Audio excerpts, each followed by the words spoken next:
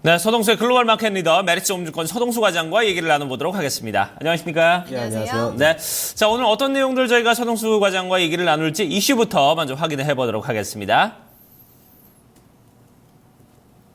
네, 첫 번째 이슈는 디커플링 결국 제자리로라는 주제를 가지고 얘기를 나눠보도록 하겠습니다. 네.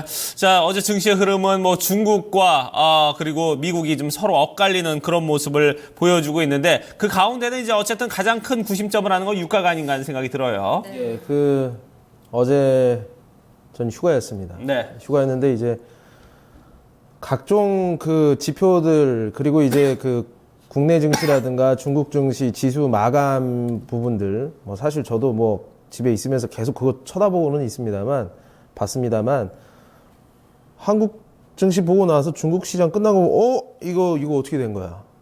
그러다가 또 유럽 시장 되면 이거 큰일 났다. 또 이러는구나. 그러다가 또 미국 증시 새벽에 일어나서 보면은 이거 왜 이러지? 도저히 이게 저도 이거를 봐서 들여다보지 않으면은 도저히 좀 해석이 안 될 정도로 좀 자산들의 디커플링화라든가 여러 그냥 자기 마음대로 막 움직이고요. 네. 일관성을 도대체 어디에다가 잡아야 되느냐라는 측면에서 상당히 좀 고민이 많습니다. 그래서 좀 특징들을 찾아내느라고 좀 애를 썼고요. 뭐 어쨌든 제가 어떤 부분들인지 오늘 좀 말씀을 드리고자 합니다. 결론적으로는 그냥 자산들의 가격이 한쪽으로 너무 치우쳤던 자산들의 가격은 결국엔 제자리로 돌아간다는 얘기입니다. 뭐 미국 증시가 떨어지든 올라가든 우리 증시가 올라가든 미국 증시에 따라서 올라가고 중국 증시에 따라서 떨어지고 이런 것이 아니고요. 결국에는 제자리를 찾아가는 데 있어서 자산들이 좀 그래도 회귀를 하지 않느냐. 좀 굉장히 혼란스러워 보이지만 한 몇 가지 정도만 빼고 나면 좀 정상적인 수준으로 움직였구나 하는 생각도 좀 많이 들었어요. 네. 간밤에 그러면 글로벌 증시는 과연 어떤 재료를 보고 이렇게 제각각의 움직임의 모습을 보였을까 좀 하나씩 좀 풀어가 봐야 될 것 같은데 일단 미국이 좋았던 이유는 기술주들의 어떤 랠리가 아니었을까 싶습니다. 페이스북 포함해서 IT 종목들 상당히 또 좋았었거든요. 그리고 유가에 관해서는 상당히 혼동된 재료들이 많이 나왔었고요. 하나씩 좀 정리를 해보도록 하죠. 예, 블룸버그 따르면 어제 페이스북 실적 호조 따라서 페이스북이 한 15% 넘는 모습을 좀 보여줬었는데요. 사실 이렇게 다 묻기에도 사실 또 말은 또 맞지는 않아요. 어떻게 보면. 네. 테크주 전반적으로 좋은 건 사실이었지만 뭐 이베이 같이 자체적으로 성장 동력을 잃어가는 기업 같은 경우에는 또 좋지도 않고요. 테크주들이 오른다 그러면은 기본적으로 미국 증시는 한 달 바이오테크까지 같이 상승하는 경우들이 상당히 많았었습니다. 네. 그렇지만 또 이렇지는 않았었고요. 생각을 해보면 테크주가 움직였을 때 유가 에너지주와 같이 움직인다? 이런 패턴도 사실 있었던 적은 별로 없었거든요. 어쨌든 미국 시장이 실적 시즌에서 그 특징을 막 이렇게 잘 보여주고 있는 반면에 시장의 하방을 잘 막아주고 있는 것은 유가가 아닌가 생각이 듭니다. 유가 흐름, 뭐 그림을 한번 보시면 아시겠지만 유가가 간밤에 한 3% 가까운 상승을 보이면서 WTI 기준으로 33불 수준으로 진입을 했고요. 이러한 것이 시장의 안정적인 시장의 안정을 찾아주는 키 역할을 했다라고 보시면 될 것 같습니다.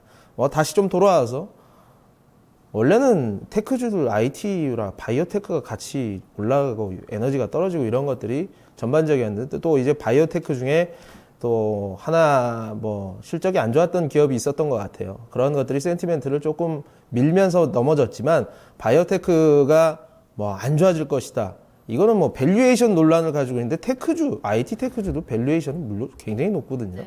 그런 걸 생각해 봤을 때 하나로 묶어가지고 얘는 되고 얘는 안 되고 식의 이분법적인 사고는 하지 않으셔도 될 것 같다라고 보시면 될 것 같아요. 달러, 그러니까 그러니까 원유 시장의 반대 포지션에 있는 달러 시장, 달러 인덱스 차트를 한번 보시면 최근 들어서 달러가 그 FOMC의 금리 동결 소식과 함께 조금씩 떨어지는 모습을 보여준다는 얘기들. 이것은 EM 자산의 사실 이게 미국 증시 하락 요인으로 작용할 수도 있지만 EM 자산이라든가 유가를 상승시킨다는 측면에서는 또 희망도 있다라는 부분들도 제가 말씀을 드렸었는데요. 시장이 다행히도 이런 부분에 좀 반응을 했던 것으로 좀 보여지고요. 다음 그림 보시면 이제 그 남아프리카 랜드 그리고 터키 유리라 러시아 루블 이런 달러 그 차트도 한번 보여주시면 최근 들어서 약세가 확 접어들면서 좀 안정권으로 다시 돌아가고 있는 모습들을 좀 찾을 수가 있습니다. 우리가 가장 우려를 했던 원자재 수출국, 산유국들이라든가 원자재 수출해서 중국에다 팔아넘기는 그런 나라들이 이런 통화 가치 자체가 상당히 좀 안정화되는 모습들을 좀 보여줬었다. 근데 또 이머징 자산 전체적으로 통화가 안정화된 것이냐? 뭐 극단적인 예로 우리 원달러만 본다고 하더라도 어제 흐름이 또 상당히 좀 이해가 가지 않는 부분들. 그러니까 특정 통화에서는 좀 여러 가지 돈들의 흐름들이 좀 약간의 왜곡 현상을 만들어내고 있다. 사실 뭐 이게 투기 자본들이 있다 이렇게 해석을 할 수도 있을 것 같기도 하기는 한데 어쨌든 그래도 전체적인 흐름에서 이머징 통화들이 안정화되는 모습을 보여주는 상황에서 원화가 약간 좀 하루 이틀 이렇게 삐뚤어지는 모습들은 우리가 좀 며칠 보시면은 되지 않겠느냐. 그나마 다행인 것은 또 외국인 수급이라든가 이런 것들이 또 안 좋았던 것은 아닙니다. 네. 국내 시장 자체는 또 올랐다라는 얘기죠. 시장과 통화 시장의 흐름이 한 하루 이틀 사이에 이렇게 엇갈림을 내는 부분들은 크게 신경을 쓰지 않아도 되겠다라는 말씀이 좀 들립니다. 여기서 이제 하방을 단단하게 잡고 있는 원자재 중 가장 중요한 유가를 좀 말씀을 드릴 필요가 있을 것 같아요. 네. CNN 머니에 따르면 2월 달에 이제 오펙 국가가 논오펙, 뭐 예를 들어서 러시아 같은 국가들이 긴급 논의를 하기로 했습니다. 여기에서 이제 사우디 쪽에서는 감산이란 단어를 사용을 하지는 않았습니다만 유가 안정을 위해서 무엇이든 할 것이다. 우리 모든 옵션이 열려 있다. 뭐 감산도 할 수 있다라는 뭐 이런 의미로 이렇게 좀 시장을 해석을 하는 거고요. 러시아 에너지 장관도 5% 정도 감산이 논의될 수 있지 않겠느냐라는 측면. 하루에 이제 9,500만 배럴, 뭐 여기서 한 200만 배럴 정도가 조금 더 오버 서플라이가 나는 상황에서 5% 줄이면 바로 또 공급이 상당히 타이트해지는 거 아니겠습니까? 네. 이러한 측면들은 지금 현실로 논의가 된 것은 아닙니다만 어느 정도 될 수 있겠다라는 기대감이 형성이 되면서 유가가 하방을 계속 잡고 있는 것이 아니냐라고 이렇게 좀 보여집니다. 네, 자 이렇게 유가에 대한 얘기들도 했는데 지금 어떻게 보면은 이제 뭐랄까요 나라의 어떤 권역별로 시장별로의 어떤 디커플링 현상도 분명히 좀 일어나고 있어요. 지금 서방하고 분명히 좀 이쪽 아시아 이머징 쪽하고는 분명히 좀 요즘 흐름에 좀 차이가 있거든요. 예, 맞습니다. 상대적으로 그래도 이머징과 유럽 시장 같은 경우를 비교를 한다고 한다면 상대적으로 그 유럽 시장 같은 경우는 좀 낙폭 자체가 아시아나 이머징 시장 대비해서 상당히 조금 낙폭이 컸다라고 보기는 어렵습니다. 네. 그렇기 때문에 어제 이제 유럽 시장이 떨어졌음에도 불구하고 이머징 시장이 올랐다라는 측면, 결론적으로 상대적인 낙폭 과대의 돈들이 흘러 들어가는 결국에 돈이라는 것은요 물의 흐름과 같습니다. 또 가만히 있으면 썩게 되는 것 같은 그런 성질은 돈과 물과 굉장히 같은 성격이고요. 높은 곳에서 아래로 떨어지는 부분들, 높은 곳에서 떨어져서 아른 곳을 채우는 물의 성질, 돈에도 분명히 있거든요. 업사이드를 바라보는 겁니다.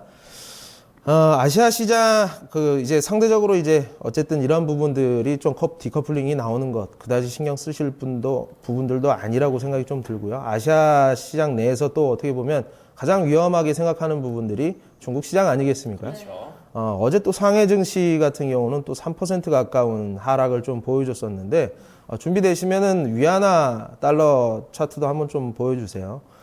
홍콩 시장 같은 경우도 0.75% 올랐습니다. 이러한 부분들은 좀 상해 증시가 개인 투자자 중심의 변동성이 상당히 크다라는 측면, 이런 특성들이 있어서 좀 그냥 좀 설명을 하면 되지 않겠느냐. 추가적인 악재라든가 이런 것을 찾기에는 상당히 좀 어려운 부분들이 있다.